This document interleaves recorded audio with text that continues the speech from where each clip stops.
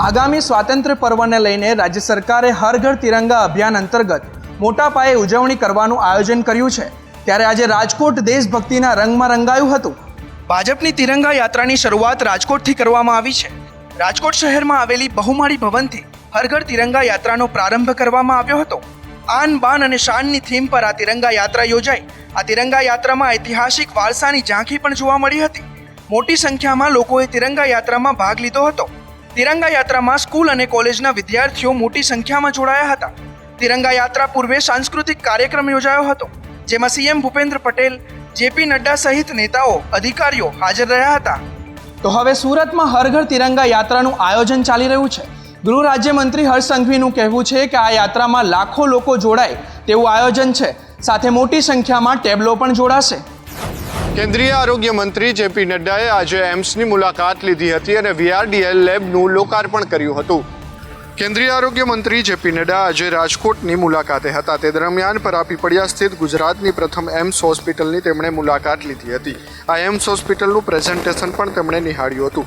OPD અને આઈપીડીની મુલાકાત પણ તેમણે કરી હતી, તેમજ એમ્સના ડોક્ટરો સાથે બેઠક પણ કરી હતી। એમ્સને લઈને સમીક્ષા પણ કરી હતી। તો જેપી નડ્ડાએ નિવેદન આપતા કહ્યું હતું કે આઈપીડી અને ઓપીડીમાં ટ્રોમામાં દર્દીઓની સંખ્યામાં વધારો નોંધાઈ રહ્યો છે, તેમજ VRDL લેબનું લોકાર્પણ પણ કરવાનો મને મોકો મળ્યો છે। વાયરસના પરીક્ષણ માટે આ લેબ કાર્યરત કરવામાં આવી છે। આ પહેલાં પરીક્ષણ માટે નમૂના પુનઃ મોકલવામાં આવતા હતા, જે હવે રાજકોટની લેબમાં પણ થઈ શકશે। ચાંદીપુરા વાયરસને લઈને જેપી નડ્ડાએ નિવેદન આપતા કહ્યું હતું કે વૈજ્ઞાનિકો સંશોધન કરી રહ્યા છે અને બધું જ કંટ્રોલમાં છે।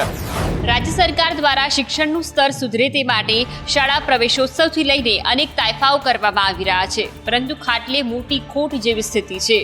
દાતા બાદ હવે વાવમાં પણ 2 વર્ષથી શિક્ષક ગાયબ છે।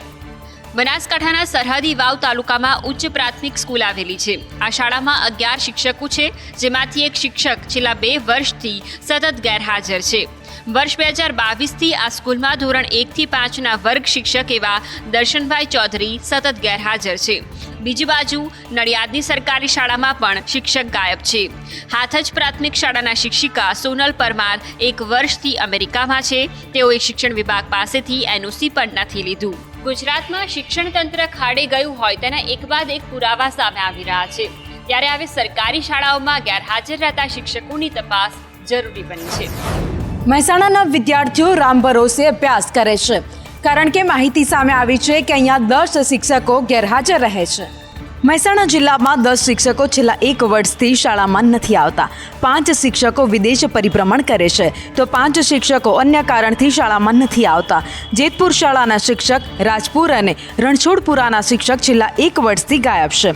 મહેસાણા શાળા નંબર 3ના 1 શિક્ષક અને સોભાસણ ગામની પ્રાથમિક શાળાના 2 શિક્ષક પણ સતત ગેરહાજર રહે છે। ત્યારે શિક્ષણ મંત્રીએ ભૂતિયા શિક્ષકોની જવાબદારી સ્વીકારી છે।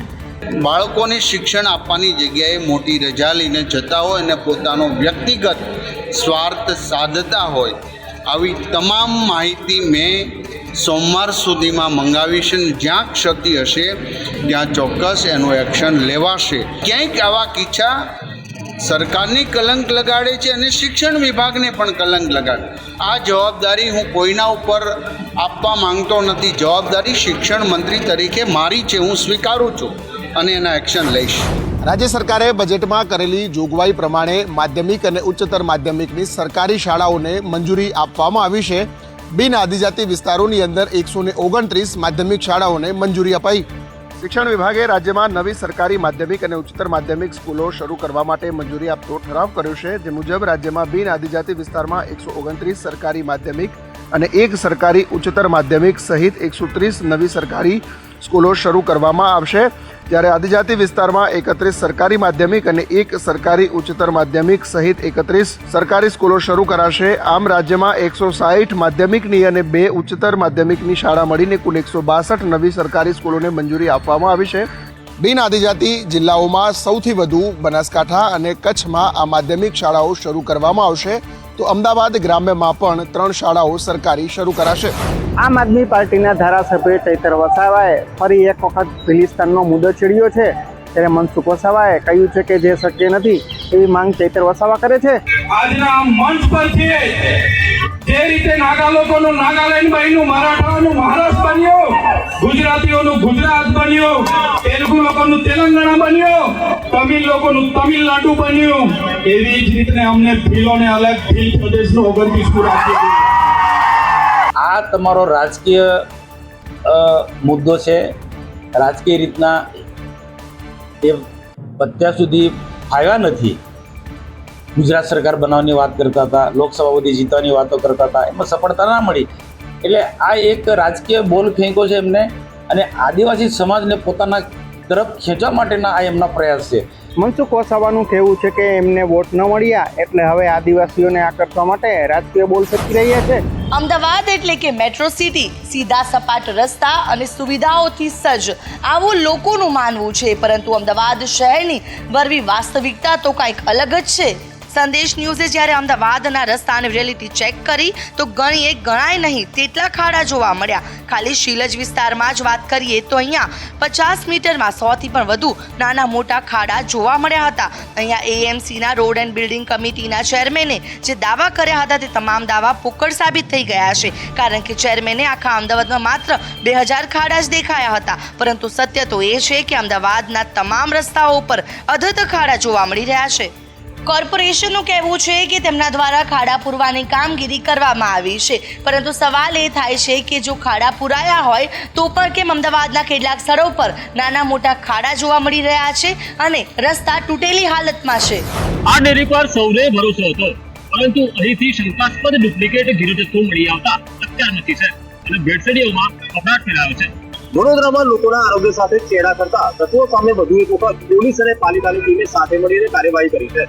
ગોત્રી પોલીસ અને પાલિકાની ટીમ દ્વારા ગોત્રી વિસ્તારમાં રામેશ્વર સ્કૂલ પાસે આવેલી બંસીધર ડેરીમાં દરોડા પાડવામાં આવ્યા હતા. ત્યાં તપાસ કરતા સસ્તા અનાજની દુકાનમાંથી સંતાડેલો ગીરો જથ્થો મળી આવ્યો હતો. 100 કિલોથી વધુના શંકાસ્પદ ગીરા જથ્થાને અહીંથી પકડી પાડવામાં આવ્યો છે. પાલિકાની ટીમો દ્વારા આ ગીરા જથ્થાને વધુ તપાસ અર્થે આ લેબોરેટરીમાં મોકલ્યો છે. આ સાથે બંસીધર ડેરીનો માલિક કોઈ પણ લાયસન્સ વગર વેપાર કરતો હોવાનું ખુલ્યું છે. કાર્યવાહી છતાં ભેળસેળિયાઓ બેફામ અને બેખોફ બનીને લોકોના સ્વાસ્થ્ય સાથે ચેડા કરી રહ્યા છે, જેનો બોલતો પુરાવો વડોદરાથી સામે આવ્યો છે. છેલ્લા કેટલાય દિવસથી વન્ય પ્રાણીઓ લટાર મારતા માનવ વસ્તી સુધી પહોંચી જતા હોય છે. ત્યારે આજે મોડાસા અને પોરબંદર જામનગર હાઈવે પર દીપડાએ દેખા દેતા ફફડાટ ફેલાયો છે. મોડાસાના પહાડપુર ચોપડા પાણાપુર રોડ પર આજે સવારે એક વાહન ચાલક વાહન લઈ પસાર થતા હતા. ત્યારે તેઓએ જાહેર રસ્તા પર દીપડો જોયો અને તેઓએ દીપડાના દ્રશ્યો કેમેરામાં કેદ કરી લીધા. છેલ્લા ઘણા સમયથી દીપડાની ગ્રામજનો અને ખેડૂતોને દહેશત હતી જ. વન વિભાગમાં પણ જાણ કરાઈ હતી. બીજી બાજુ જામનગર પોરબંદર હાઈવે પર પણ દીપડાએ દેખા દીધી છે. આ ઉપરાંત ભાણવડ તાલુકાના મોડપાડ નજીક પણ દીપડો દેખાયો. એક તરફ ચોમાસાની સિઝન છે, ત્યાં બીજી બાજુ અવારનવાર દીપડાઓ દેખા દેતા ગ્રામજનો અને ખેડૂતો ચિંતામાં મુકાયા છે. દીપડો દેખાવા અંગે સ્થાનિકો દ્વારા અવારનવાર વન વિભાગને જાણ પણ કરવામાં આવી છે અને પાંજરું મૂકી દીપડો પકડવાની માંગ કરાઈ છે.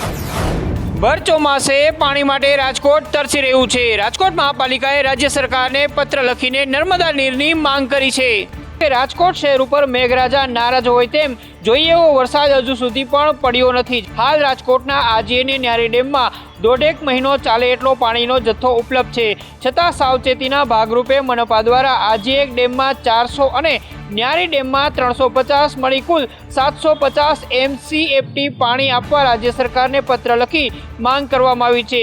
આજી એક ડેમમાં હાલમાં 388 MCFT અને ન્યારી એક ડેમમાં હાલમાં 382 MCFT નીર છે, જે આગામી 1.5 મહિના સુધી ચાલી શકે તેમ છે. જો વરસાદ ના પડે તો સપ્ટેમ્બર બાદ રાજકોટની અંદર પાણીની સમસ્યા સર્જાઈ શકે છે અને એટલા માટે જ અત્યારથી નર્મદા નીરની એડવાન્સમાં માગણી કરવામાં આવી છે.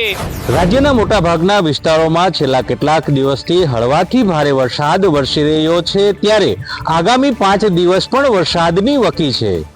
હવામાન વિભાગ દ્વારા આગામી 16 ઓગસ્ટ સુધી રાજ્યમાં હળવાથી મધ્યમ વરસાદ પડવાની આગાહી કરવામાં આવી છે, જ્યારે રાજ્યના મોટાભાગના છૂટાછવાયા સ્થળોએ ગાજવીજ સાથે હળવાથી મધ્યમ વરસાદ પડવાની પણ આગાહી કરવામાં આવી છે.